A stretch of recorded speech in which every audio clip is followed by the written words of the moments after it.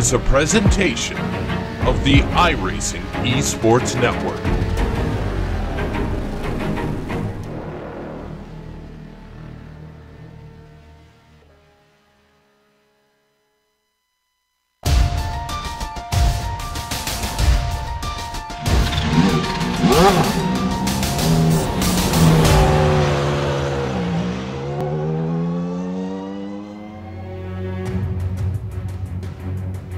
In 1967, Jim Clark and Graham Hill piloted a pair of Colin Chapman Lotus 49s to a 1-2 finish in the U.S. Grand Prix.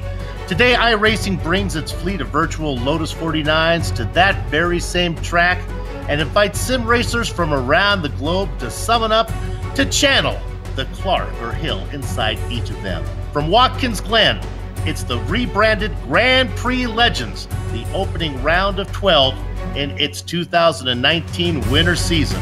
And all the simulated retro racing action from green flag to victory donuts streams your way live as it happens here on the Global Sim Racing channel via the iRacing Esports Network. Hello and welcome to another GSRC broadcast on IESN. The usual booth combo of Joe Peak and Johan Vanderbilt are on assignment, so filling in to bring you our Word's Eye view is yours truly, Bill Soupson, joined by Samuel Ryman. Turning the knobs and pushing the sliders is our director, Sean Ambrose, armed with cameras locked and loaded by Dougie Beard. Okay, Sam, Watkins Glen has changed since Jim Clark last raced here, but change is something sim racers need to get used to at this place because this venue, probably more than any other racetrack on iRacing, uses each of its configurations liberally. What version of track are we racing on today? We are racing on the Cup configuration. This is the 8-turn configuration that the NASCAR Cup Series currently uses and has done for the past several years. So it's quite simple. Honestly, if you think of iRacing road courses as like being on an old arcade game, you know, where you had the easy courses, the medium ones and the difficult ones, normally you would say this Watkins Glen Cup configuration would be listed under the easy category. However, of course, this is a Lotus 49, and as you're about to see in the GSRC lap guide, even a track such as Watkins Glen can be quite tricky.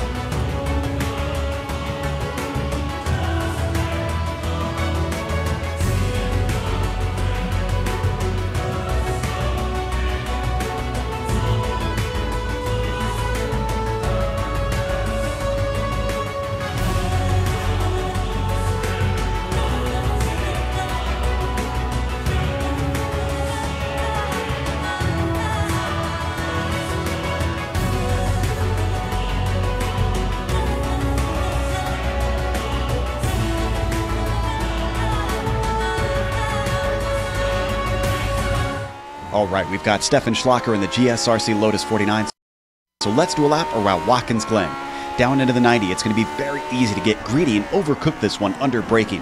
However, it's a lot wiser to set yourself up with a clean, confident exit that allows you to find the power quickly.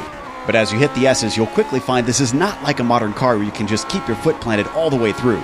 Instead, these sweeping uphill bends need to be used to set yourself up for the final right-hander so that you can take it flat out. If you do it right, you'll be right on the limit and just dancing the car up onto the backstretch. This will be important because it's one of the fastest parts of the track and it leads into the heavy braking of the inner loop. But avoid going through this chicane too wide because it'll be easy. All right, we've got Stefan Schlacker in the GSRC Lotus 49, so let's do a lap around Watkins Glen. Down into the 90, it's going to be very easy to get greedy and overcook this one under braking. However, it's a lot wiser to set yourself up with a clean, confident exit that allows you to find the power quickly. But as you hit the S's, you'll quickly find this is not like a modern car where you can just keep your foot planted all the way through. Instead, these sweeping uphill bends need to be used to set yourself up for the final right-hander so that you can take it flat out. If you do it right, you'll be right on the limit and just dancing the car up onto the backstretch. This will be important because it's one of the fastest parts of the track and it leads into the heavy braking of the inner loop. But avoid going through this chicane too wide because it'll be easy to get tangled up with your opponent in these open-wheel cars. You won't find much chance to get back on the power because right away you've got to tuck it into the carousel. Once again, it's all about that corner exit and making sure you can carry speed easily. Don't be surprised to see drivers have to catch the car while they fight wheel spin. Swinging back across the track, you might sometimes see passes into the penultimate turn. There's quite a bit of braking heading into here, but you also don't have a lot of time to accelerate on your way out. You've got to get back to the left and open up the final corner. Ease back on the throttle while trying to keep the car planted, and hopefully from there you've now finished a lap around Watkins Glen.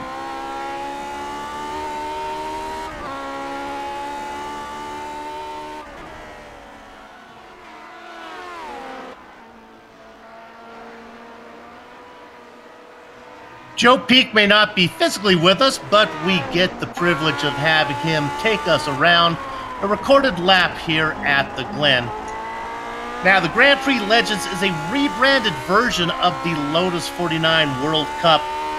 This being the debut event for this season, there are no point standings to show you, but we can take this opportunity to review the final results from last season in the Lotus 49 World Cup. You see them there. Ove Trengarade was your champion as he outdistanced the Frenchman Michel Dugnan by 22 points. The Italian Nicolai Cocci did a good job in third. Now pay attention to those two UK drivers down there, Mick Claridge and Dave Price. They go fourth and fifth. What that means, though, when we look at the, we'll come to that in a second. Let's look at the F2 Driver Championship. And there you see that Brunning won that one. Marcellus doing a great job. He was some 11 points ahead of David Ross. So you can see the rest of the drivers in there, including Hideki Koyevista, who is notoriously finishes well in this category. Let's go down to what is called the Constructors' Cup. It's going to be changed to the Nations' Cup this season. And we talked about those two UK drivers. You got Claridge, you see there, contributed 220 points, Price 163 points, as the United Kingdom was able to outdistance Norway, who just had Trengarade chipping in, and France. France had 3 drivers chipping in, most of the heavy lifting done by Dugnan. How about the United States? Count them up. 1, 2, 3, 4, 5, 6 different drivers contributed. Only the highest driver each race scores for your nation. And they finished in 4th. Italy down there with Cocci, the only driver, in 5th. All right, Sam, let's go ahead and look at the race details. Yeah, new season, but not a whole lot of new surprises here as far as the rules are concerned. Why not? You know, everything's been running well in the past seasons. There will only be 2 drop weeks counted for during this 12-week championship. Today's race is going to be 28 laps long. That's going to go by in a hurry here, honestly, though, at this Watkins Glen Cup course. Open setup. You want to be comfortable in this car, so I think the drivers are very grateful for that. You know, get to play around with the car. They're still going to be out there on edge, though, just as dancey as this Lotus 49 is. And points going to pay all the way down to 25th place. Unfortunately, that means some drivers are going to come away without any points in the tally, as we have more than 25 cars here today. Yeah, they spread the points out from 20 to 25 this season because of they cut the split, so I expect our field sizes to be a little bit larger than they had been in the past. Today we have another large field with a field of about, 28 drivers, I think is what we had when we entered in here. 27 have put in qualifying times already, with the Frenchman Michel Dugnan at the top of the chart. Mick Claridge right behind him. Dave Price, Ove Trengarade, and Marco Kika is racing with us today down there in 5th. We're looking at Scott Velez right now.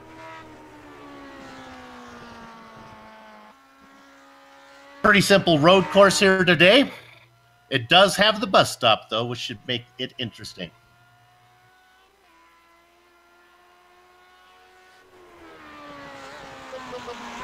You can hear the drivers already, Billy Bob Wright, talking about how competitive the field is on the microphone.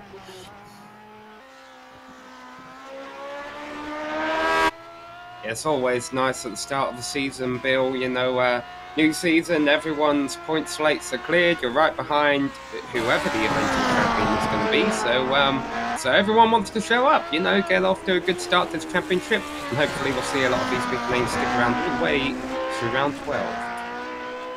Absolutely. They do allow drop races, and those come into play. We'll talk a little bit more about that as the season gets underway. There are some tracks where qualifying doesn't matter much, some tracks where it really does. You want to be out in front here. Next week, probably a different story as the series goes to, gee, am I wrong? Did I see it was Daytona, I believe was the next race? I'll have to double check my... But the Daytona Roval, I think they had enough of the Super Speedway race last season. Yes, they did.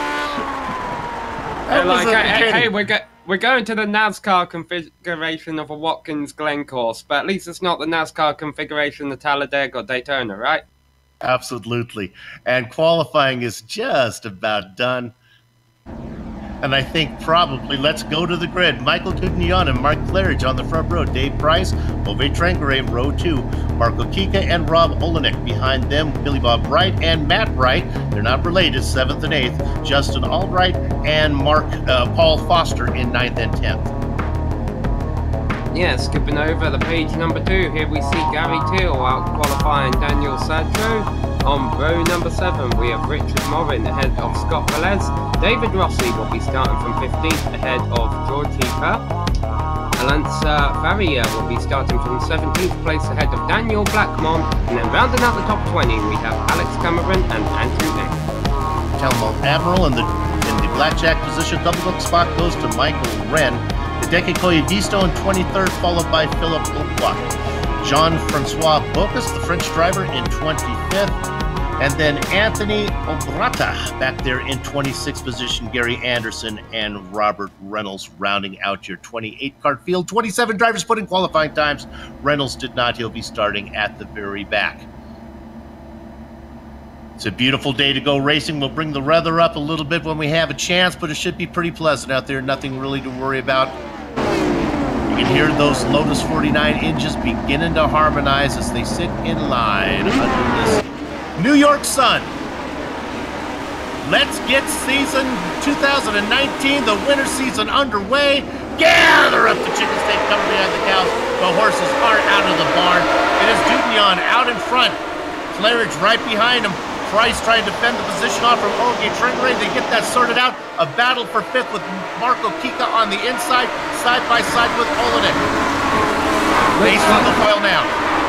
Yeah, looks like they all got through turn 1 cleanly there, which is always difficult to do here at Watkins Glen. No matter what car you're in now, they work their way up. The S's do have to lift here a little bit in these cars. They don't behave too well. But now we're coming up to the inner loop. No car behaves well here. A few drivers in the back had trouble. Michael Wren is one of them, but he continues to race, but I think the car might be damaged. Up front, they worked through the bus stop the very first time, now through the carousel. The French driver, Dugnion, still out in front, being chased by Claridge. And already, just like that, even in these lower-powered Lotus 49 cars, with lower power being a very relative term there, they're coming around to complete the first of 28 laps. These are going to click off in a hurry. We might actually see some lap traffic play into effect here because of the size of this racetrack. They come across in single file, and boy, they are nicely spaced all the way back. Everybody about 4 car lengths apart. So Dugnion leading the first lap of a new season. Vic Claridge, of course, keeping him honest. All of these names you mentioned, Bill's all big names.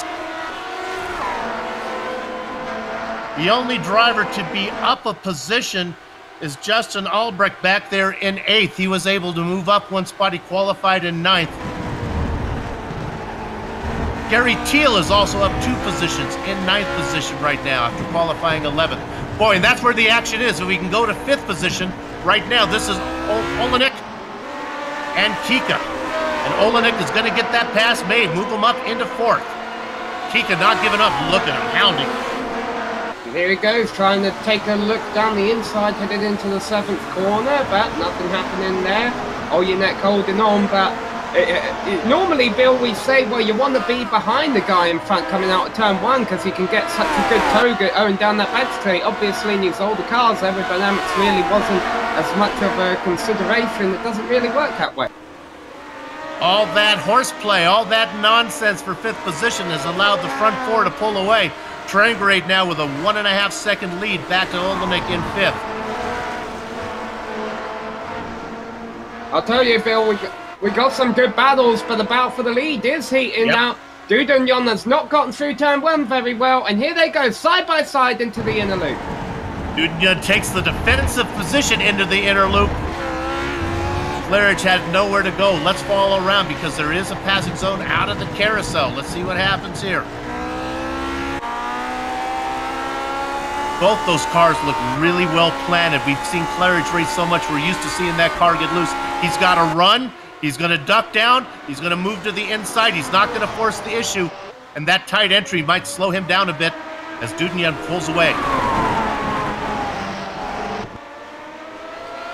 Best battle on the track right now up front.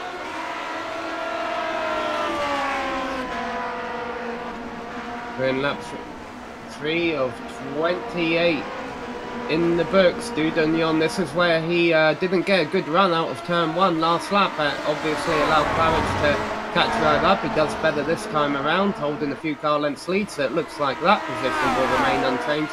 But a lot of good battles throughout the field. Bill still have this pack of cars all fighting for 5th, all the way back to about, I'd say, 12th or 13th place that pack goes back to. Yep, 25 cars still on the lead lap. 3 drivers are out: Jordy Pugh, Alan Carfiera, and Richard Morea. 25 still racing. Now we're looking at the gap. As you can see right there, that's the big split. 13th position, as it is David Rossi, about almost 3 seconds behind Paul Foster, racing in 12th. Let me correct myself. Daniel Santro in 12th. Now we'll look at 6th position. This is Marco Kika, Billy Bob Wright, and Justin Albrecht.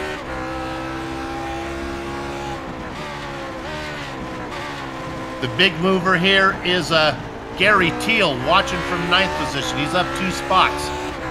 4th car in line as we ride off the back. Now we're looking at Teal.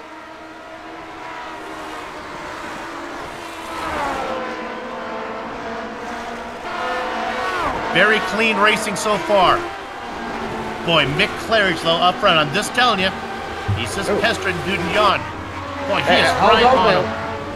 He got a couple of wheels in the grass there. I almost wonder if he'll get a cut course penalty for that, but he hasn't served it. But definitely, Claridge using up all the track and then some. He's got to be careful. Gary Anderson has had an off, but he's still racing. This is still the best battle on the track right now up in front. Claridge car, he's beginning to work it a little bit now. I've seen the car get a little bit loose. Let's see what kind of drive he gets off of the final corner. Boy, you can see that green number 2 of Claridge really struggle. Closing in. Claridge with a pretty good lead, almost 2 seconds back to Dave Price, his countrymate, in 3rd. Yeah, we mentioned some of chaos for drivers who aren't as fortunate to be racing in these packs right now, Bill. We've had 4 retirements so far. The good news, we start with 28 cars, still have 24 dicey positions out here. They go, side by side. He tried to make the pass. He got the left sides off in the grass. That was all she wrote. Now spinning because of the chaos behind. That was Justin Albrecht, who just lost a ton of spots. He's got the drop from 8th to 11th.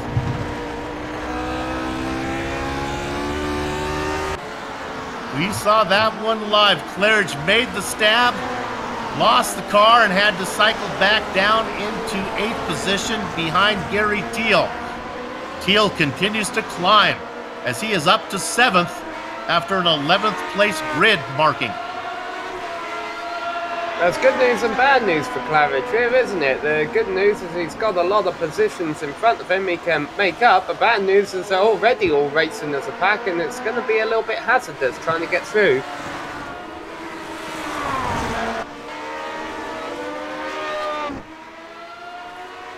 I think Claridge is already thinking about trying to make a pass on Teal as they head back on into the inner loop, Bill. Although he backs off a little bit here. Maybe he just wants to leave it a lap and make sure he can get through it cleanly this time. Well, he tries a different racing line than he did before, but he's right behind Teal, and boy, he wants it. He is on him tighter than a new pair of shoes on a rainy day. Is Mick Claridge behind Gary Teal. Gets a good run off. I don't think Teal's going to have anything for him now. He's in the tow. He's about a half car length back. Let's see if Claridge makes the move to the inside. He does. Is he going to force it? Nope. Just peeking down in there. So while this battle goes on, obviously Dudonyan doesn't have any pressure up front for the lead anymore. But we have a new battle for second on track with Price just ahead of Tranquil. Ove back there in third. You'll see him chasing in the fluorescent blue machine right behind Dave Price. Both these drivers raced a lot last season. Of course, Tranquil, your defending champion. He's got a bit of a run, but again, he's going to have to wait. Yeah, and Claridge has made a move for 7th, but we were keeping an eye seeing if there will be a change for 2nd place there. Not yet, but could be about to change in the not too distant future. So Claridge has got some clean air now that he's taken 7th place. Bill Wright will be his next victim if he can catch him. Billy Bob about a second and a half ahead. We continue to look at that race there for second. I know these drivers, these guys are not going to force it. Tranquil will rate boy, but he is right on him. But that doesn't mean he's going to make a move. Tranquil is very, very patient.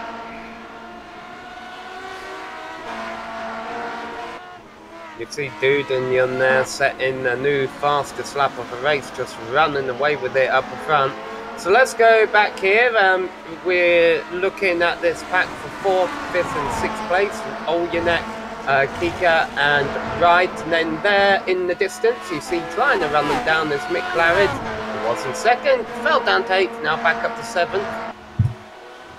Yeah, Billy Bob back there in 5th position saying, or 6th position saying, let's go, guys, because I got a guy coming. And my gosh, Mick Claridge is gobbling these guys up like they're standing still. Now behind Wright by just a second. That's through the inner loop again, isn't it? That's where we saw him put a couple wheels off earlier. It's where he spun, but it's also where he's gaining a lot of time. So a lot of risk and a lot of reward. Claridge definitely playing with that corner. I'd like to go to second. Well, I was going to tell you about second. A great job of getting out of the way by Robert Reynolds. Bob, they're coming because you let 2nd and 3rd by, but here comes this train. At 4th, 5th, 6th, and 7th, led by Olenek, Kika, Billy Bob Wright, and the charging Mick the Quick Claridge.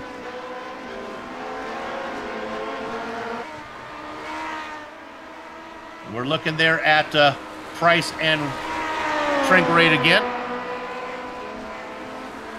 Reynolds does a good job of getting out of the way. Those 4 guys go by, and now we look up top, and there you can see all 4. You get a good impression of the interval. Olenek, Kika, Wright, and Claridge. And you're right, Sam. Claridge is incredibly fast through the inner loop. And now he's going to try to make a move on Billy Bob Wright around the outside of the carousel. Nope, but he'll get a good run on this dive off. Let's see if he makes a stab coming up. A little too far back.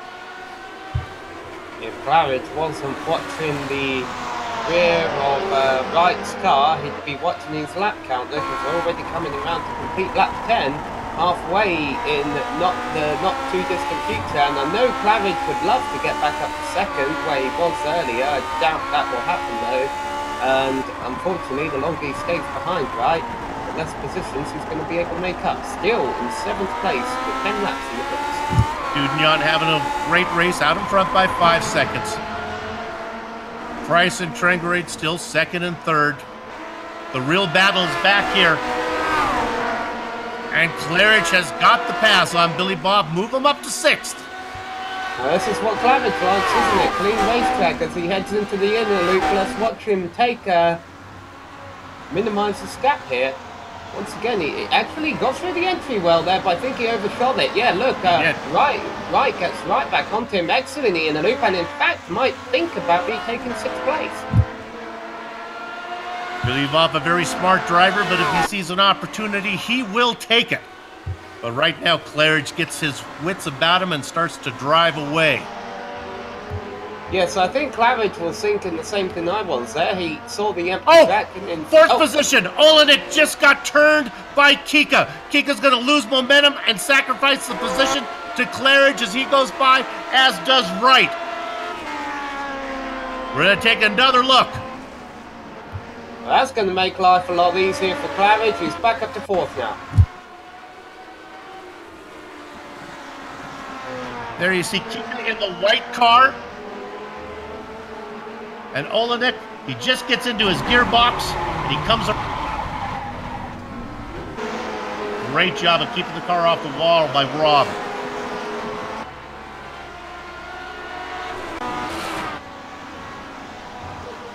Come back live.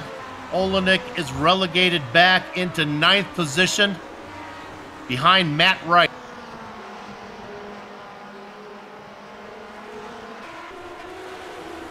I'd like to go to 12th real quick if we could. This is Alex Cameron. He's a nice hard charger, up 7 positions, but he's having a hard time as this is Scott Velez right behind him. Scott's been behind him for about 4 or 5 laps. Not sure if there's anything happening here until we get later, but just wanted to highlight the great run that Cameron is having. Yeah, I mean, we got great battles all throughout the field, Bill. We've been paying a lot of attention to the leaders, and rightfully so, because they've been having some good scraps themselves. But even as far back as 20th place, we've got a couple of drivers scrapping it out there. Yeah, good racing all the way through. Oh, and we got a good battle for 2nd place now. Here they go. Yep. On the brakes. Sauvé Trandre trying to make it work around the outside, and that's not happening. That is the Mick Claridge move. That's the same move that Claridge tried to make on Dudignon. Didn't work for him. Didn't work for Trengray, but Maurice Trengray is still racing in the same position.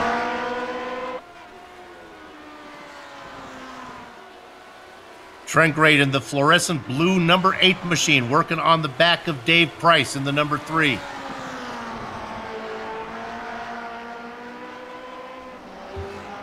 Definitely in the tap mode right now. He certainly is. As they come around to complete lap number 13 and 14, we'll be halfway by time.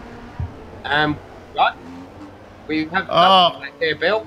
Matt Wright, that had worked his way all the way up to 8th position, was in a pack of cars with Kika and Teal, just lost it right in front of Rob Olenek.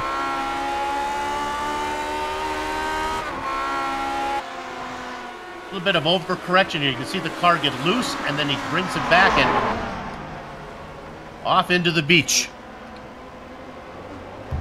Well, let's not forget here, Bill. I mean, I know we've done a few GSRC broadcasts now with the dynamic weather, some races going from day to night, but we haven't done a Lotus 49 broadcast yet with that factor thrown into it. These cars might not necessarily be handling anything like what they were at the start of this race. Kika in 6th, Gary Teal right behind him. Olenek back in 8th trying to make up those positions. Remember, it wasn't long ago that Mick Claridge was behind them because of the spin. Claridge was able to vulture a few positions. Mick now up into 4th spot. Billy Bob Wright also up into 5th, but a good battle here between Kika and Teal. Again, Teal up 4 positions, having a good run.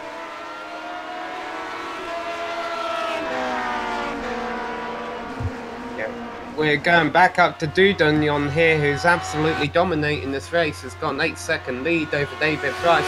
But the other thing I am keeping half an eye on, Bill, he played a major role at the start of this race, and I have a feeling he's not done yet, and that's Mick Claridge. He was a second quicker last lap than Sauvé Trandre in P3. He's got a few seconds of clean air in front of him before he's able to run him down and challenge him for that spot, but he's still got half a race to try and make that happen. Gary Teal was just able to get around Marco Kika going into the inner loop. Move Gary up into 6th.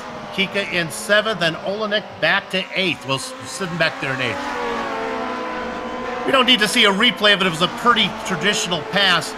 Will be interesting to see if Teal can drive away, and I don't think so. Look at Kika coming back on him. The fastest car of the 3, probably Olenek. Although I'm not sure how healthy Olenek's car is after his trip to the beach. Now, virtual fans have got to be loving this race right now, because as these 3 blast by them, there's P9 and P10 also nose to tail right behind them. In fact, they're having a pass down into turn 1. Justin Albrecht just making a pass on Paul.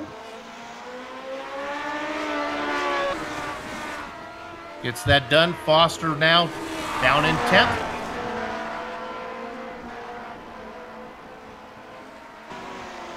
Give a chance to go back a little bit, look back in 14th position. This is a good one. Daniel Sadro being chased by David Rossi. Battle for 14th. Sadro in the white car.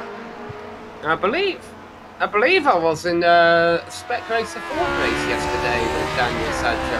You probably would be. Yeah. That's his weapon of choice for the most part. We've seen Daniel race a lot in that car. See, here's the thing. I say I think I was in the same race because normally if we are in the same race, it's about half a lap ahead of me, and I'm not actually sure. Yeah. Another driver that's charging right behind Rossi is the Finn of Hideki Koivisto. So a nice three-car battle back here as Sadro begins to drive away. Koivisto now getting up on the back of David Rossi. We'll follow this battle to the end. You know what's about to happen in the next couple of laps, Bill? What would that be?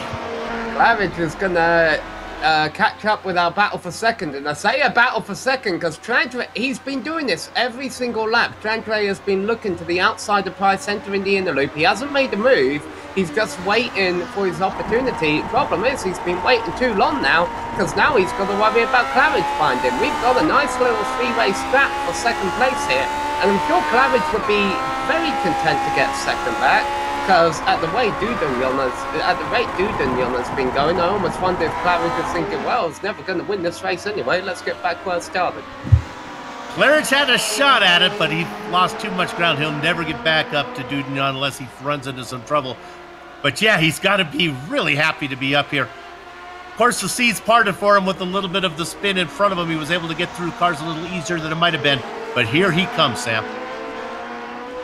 Yeah, you got to be lucky and good, right? He's been good for 90% of this race, and that was one time he was lucky. He also obviously had a lot of bad luck to set him back in the first place. All right, here they come into the inner loop.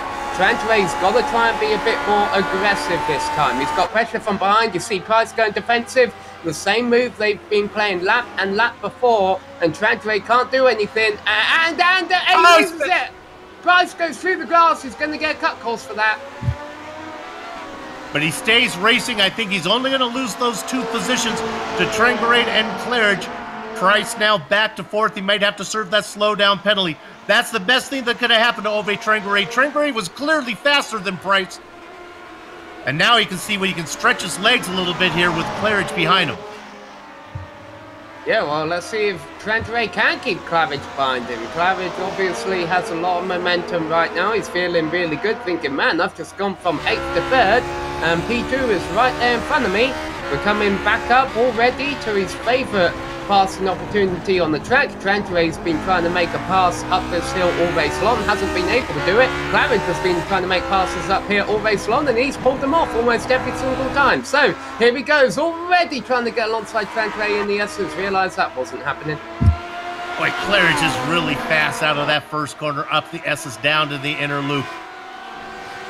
Let's see what kind of now Trengarade moves to the middle, trying to defend a little bit through the bus stop. Claridge should get a better run. Claridge is loose.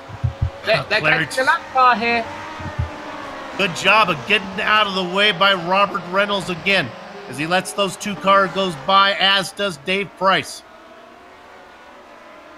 Now Claridge's number 2 car looking more like the car that I usually see him race. Squiggly, getting loose, scaring me, taking my breath away. Trengarade gets a little bit wiggly.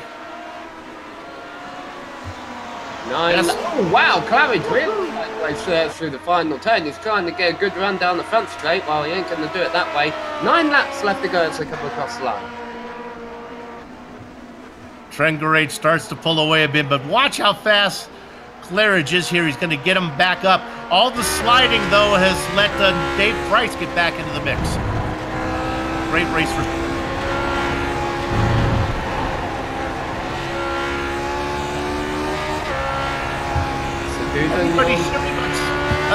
Sam, we can go ahead and stay on the race for a second because everyone's pretty much sorted out throughout the field. Yeah, we got one car upside down, so that's not good. Jean-Francois Bocas. Just put it in the wall. He just towed it to the pits. That is going to take us down to 20 cars left on the lead lap. And kudos for 20 cars left on the lead lap, by the way, as we enter the closing stages. We started with 28. Still, most of them out there have been incident-free.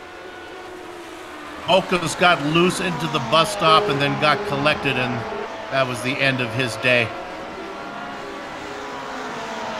This is a nice battle back here in 17th position that I've been keeping an eye on.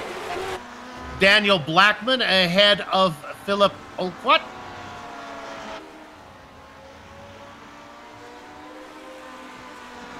Urquhart back, trying to see if he can get this one. Blackman up 1 position. Philippe up 6 spots into 18th. And David Rossi in front of him has had a couple not too stellar laps, so who knows? Maybe they'll be. Let's go to P2. Here it comes. Side by side. And now he gets the pass made finally into the bus stop. Alright, so what's Trandre going to do in response here? Claridge has finally got the position. Trandre obviously this close left in the race, he would think about pressuring him, trying to get second place back, but he's got to be careful because Price isn't too far behind, and if Trandre does anything, messes up in any way, he could be losing that 3rd position as well. We know how hard he fought to just try and get by Price to begin with. Yep. With 7 laps to go, I think these guys have sorted themselves out by speed right now. Claridge, Trengerade with Price back there watching, but Trengerade not giving up the ghost. A little bit farther back, Keel is being chased by Olenek and Kika peeking in there as well. Battle for 6th.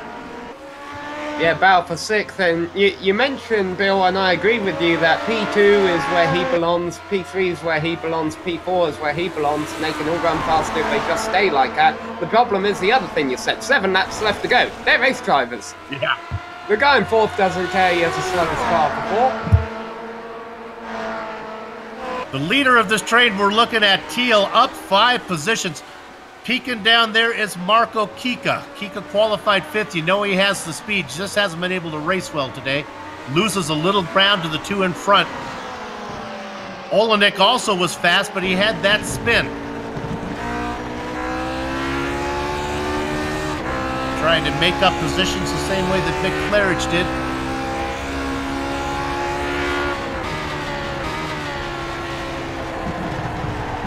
Six laps to go. Nubian comes across the line with about a 13-second lead over Mick Claridge. Dudenion really one of the very few cars in the top 10 who has his position locked in, as Teal and Olyanek were just side by side going through turn 1. Teal comes out on top of that. Another driver who we haven't mentioned a lot because he hasn't been in a lot of battles the second half, Philippe Wright. Looks like he's got a pretty solid 5th place going on right now. But there's a battle in front of him and a battle behind him, and that's where we're going to keep the cameras focused for these final few laps. Yep. There's Billy Bob Wright. One of the best battles now is that battle for 6th. Rob Olenek has taken a couple shots at Teal. Gary's been able to fend him off. Marco Kika watching back there in the popcorn position.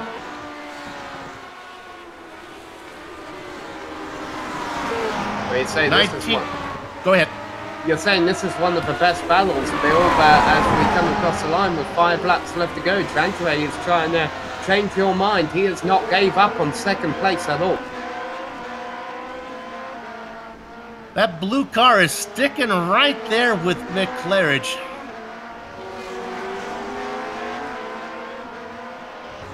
Now remember, Trandre's won the race coming out of a final turn in 8th place before, so we should expect him to not give up too much.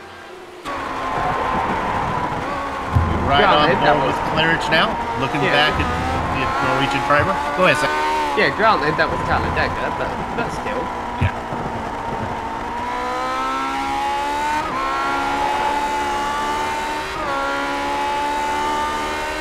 Right, coming to 4 to go. These are going to go by in a hurry, especially if you're Trandre, if you're Claridge. They're going to take a while. Now, obviously, I mean, 3rd place would still be a decent finish for Claridge, but I have a feeling after all that he's been through, to get back up here the 2nd, he's definitely going to want to defend to hold it onto this, and that's what he's doing down the front straight here, going all the way to the inside. Trandre followed him. tries to take a wider line through turn 1. Nothing happening yet, but Trandre, as we enter the final 4 laps of this race, says, I want second back. There's a reason you were back in 8th. You made a big mistake, and I deserve number 2 on the podium today. This battle continues back in 6th. Gary Thiel able to hold off Olenek with Kika watching.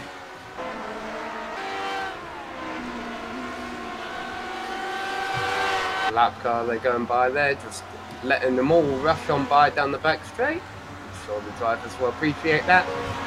You never really thank the drivers this late into a race, so you've got too much other things to worry about. It's Alencar Ferreira there getting out of the way. Doing a good job, 7 laps down. Oh, Trandre just had a big slide in turn 7. He's able to keep on track, no harm, no foul. However, it cost him a lot of the time to clear it.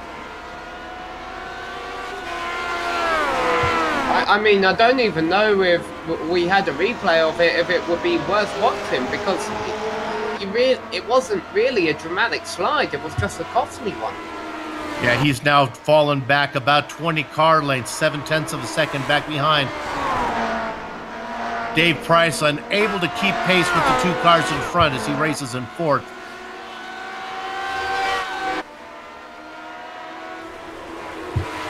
This battle continues. Yep. Yeah, same thought here, Bill. These two haven't been able to get away Here he from goes. each other. It's long, and now they got lap traffic to fight. Sorry, that wasn't lap traffic. That was Gary Thiel. It looked like lap traffic. I think he might have missed the shift. Ooh, and that was a big slide by Kika. Nice save. Thiel, for some reason, Thiel just kind of was slow on the track. It was not a slowdown penalty. He loses those spots. Yeah, I was watching 2 cars at the back of that pack, and I saw them flying by another car. I'm like, oh, that's got to be a guy. All right, so Olenek now has that spot into 6th. I expect him to pull away. That's what I said about Claridge on Trengray. That didn't happen either. Thiel in 7th. Kika back in 8th. All this going on behind Michel Dudignon, the French driver, with a 13-second lead over Mick the Quick. And just like that, he's got a couple of turns separating him from the white flag. They don't pay points by the distance that you win, so even though Dudignon winning dominantly here, you still only get 1st place points. Claridge will get 2nd place points. Paying all the way down to 25th, which right now, Jean-Francois Busca sitting in the pits. Going to get that final point. 8 laps down. Eng in front of Dudignon here, 18th, the last car on the lead lap. Probably going to lose that lap right there. Which means 17 cars will finish from the lead lap, and a shout out to the guy in 17th, up from 24th. Dudignon, he hasn't had any cars to pass, but he's still put on an incredible race. And to be honest, this could be a sign of things to come for the next 11 weeks. Although definitely a lot of healthy competition out there. Claridge, what a whale of a race he has had today. I think he'll be quite content. As a back marker, you always want to try to finish on the lead lap. Nothing more disappointing than going a lap down when the winner has the white flag lap. Oh, good. Look at this. Here is Price. Final lap. Gets him. Yeah, he held on to it. Price had it. Trandre was trying to get it.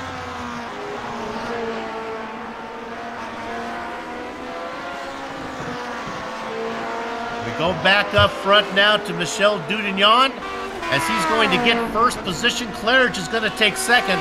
Let's jump back to 3rd, though. Dudignon gets the win. Yeah, 2 turns to go. Price holds off in turn number 7 there. Trandre's got to depend on getting a good exit out the last turn. He gets a wide... Not enough. Gonna run out of time. Price made that pass the last time around, going into 1. He's going to be able to hold on to that position. Let's go back to 6th position. Tight battle. Thiel holds off Kika.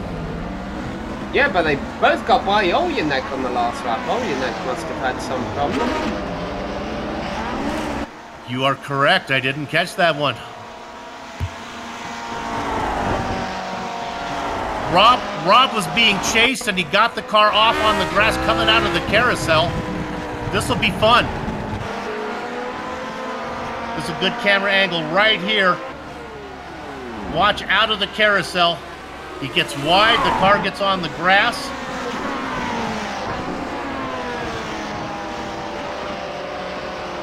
That's after the fact. Well, the racing is over here in Watkins Glen, but our broadcast is not. We're going to take a short break. We'll be back to run down the entire finishing order, talk to some of the drivers before we put a lock on the gate. Stay close.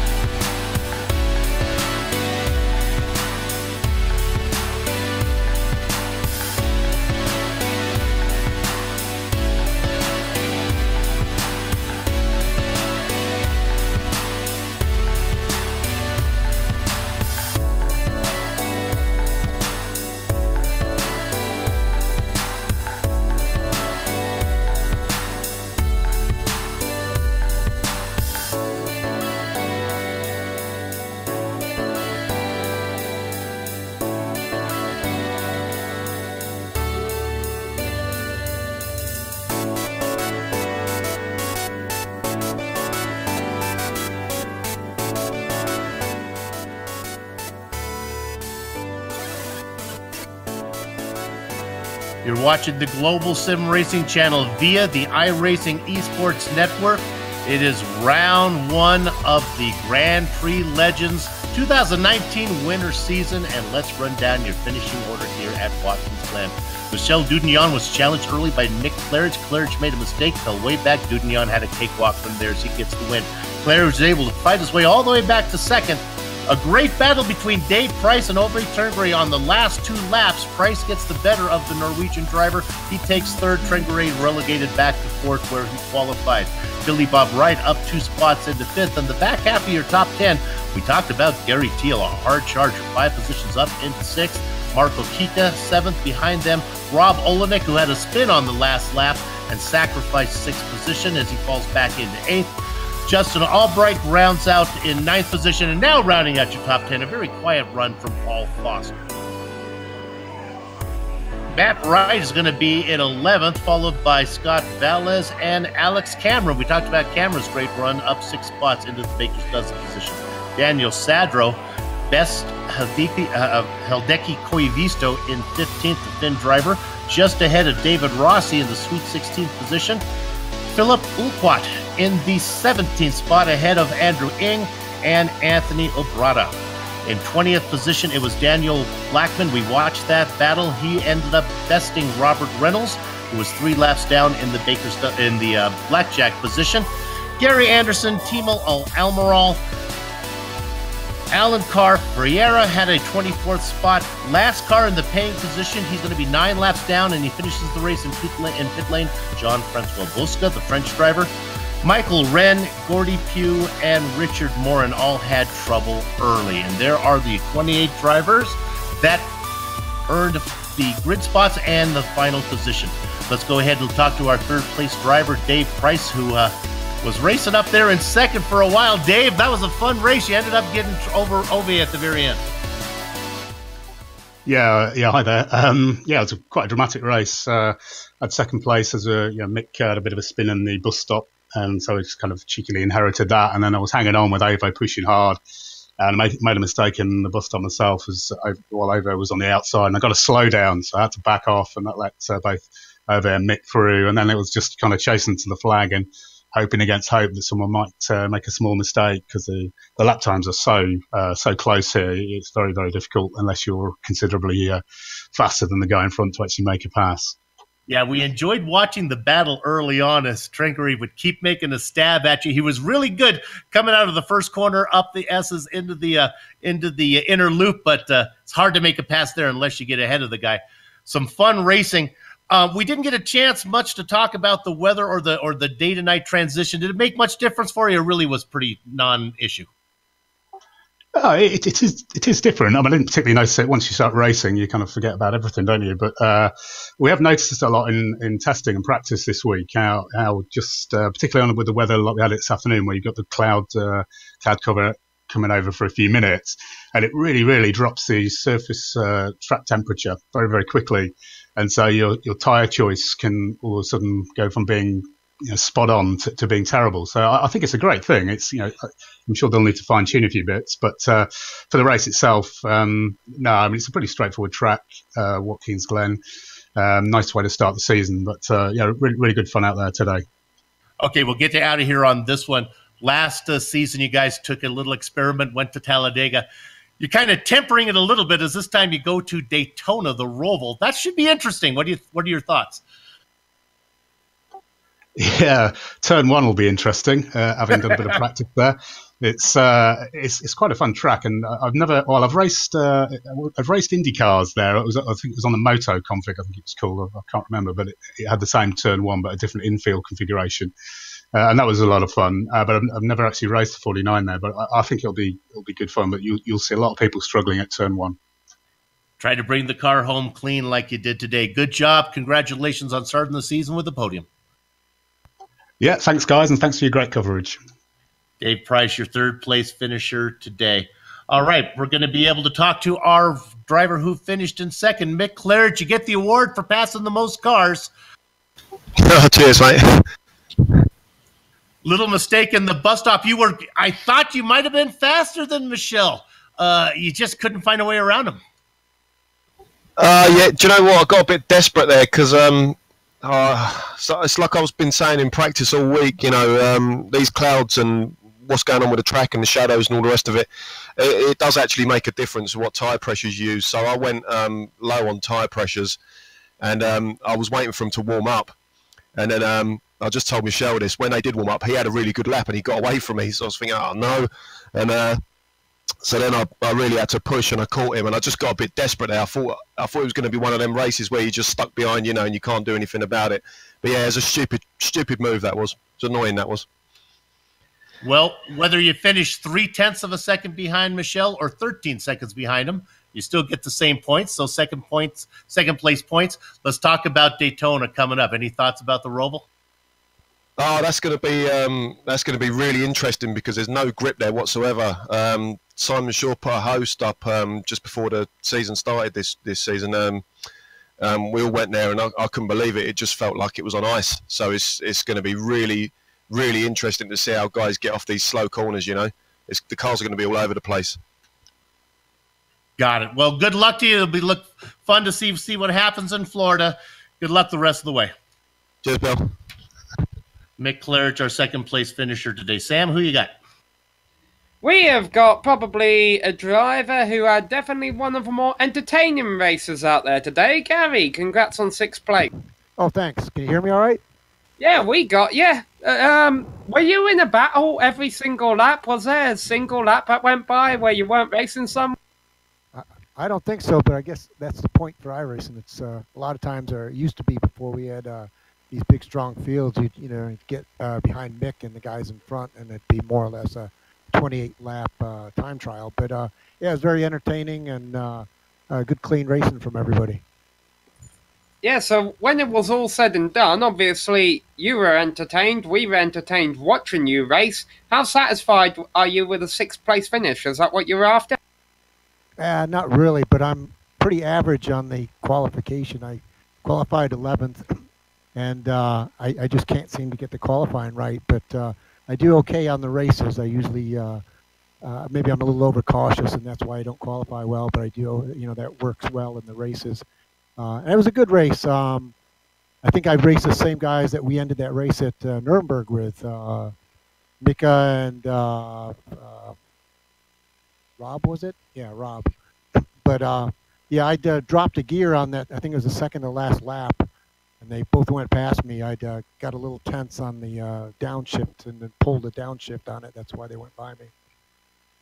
All right, well, you say you got to work a bit on qualifying. That's obviously important at tracks where it's hard to pass. No such problems next week at the Daytona Oval. Lots of overtaking opportunities there, so we wish you the best of luck there. All right, thanks very much. All right, that was Gary Till, our 6th place finisher here today. Up 5 spots from where he started, Bill, but wanted a little bit more. Great run from Gary. GSRC would like to thank everyone in the Lotus 49 community for supporting this broadcast, and especially to the Wright brothers, no, not Orville and Wilbur, but rather Billy, Bob, and Matt for the extra effort they put in. Truth be told, the Grand Prix legend Wrights are not actually related, but the Orville Wilbur thing was too much fun to ignore. On screen now are just some of the equipment and software we use to stream cyberspace into your place. The original music that lets your ears alert your eyes that you're watching a GSRC production come courtesy of Eric Eklum and June DeLon. See the screen to have to contact each of them. Grand Prix Legends returns for round 2 next week. We talked about it. Is at the Roval at Daytona. GSRC's voice of this series, Joe Peak, will be back to call the action via IESN. We hope you join us. The next IESN production will be the Batteries Not Included series from Motorsport, and that's going to be starting not long from now at 7 p.m. Eastern Time. So stay with us and watch another one. I'm sorry, I apologize. It's 10 o'clock Eastern Time. 7 o'clock is already gone by now. Sliding across your screens now are just some of the upcoming GSRC broadcasts. So check those out and mark them down on your calendar. If you'd like to find out more information about GSRC, you can do it at globalsimracingchannel.com. We're also on Twitter at GSR Channel, Facebook at Global Sim Racing Channel, and Instagram at GSR_Graham. Also, if you haven't done so yet, become a YouTube subscriber by heading over to our YouTube page and hit that big red subscribe button.